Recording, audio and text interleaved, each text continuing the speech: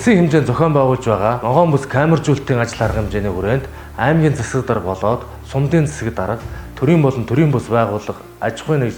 иргэдтэй хамтран камержуулалтын ажлыг аймгийн хэмжээнд зохион байгуулан ажиллаж байна. Камержуулалтын хүрээнд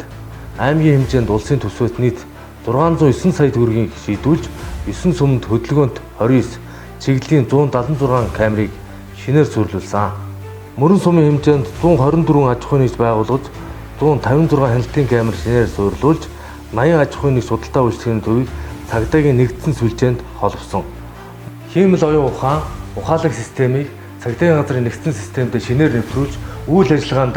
ашиглаж зам тээврийн ослог хэмжээс өрсөн сэргийлэх, гэмт хэргийг шуурхай илрүүлэх тасан зогсоох зорилгоор автомашины дугаар таних хяналтын камерыг мөрөн сумын хэмжээнд ажиллуулж мөрөн сумын удирдлагууд болон 1-ээс 14 дуурайгийн засаг дарга хэсгийн ахлагч нартай уулзах зохион байгуулан айл өрх гудамж ороо камержуулах, эргэл олон нийтэд сурталчлах ажлын хүрээнд хамтран ажиллаж байна.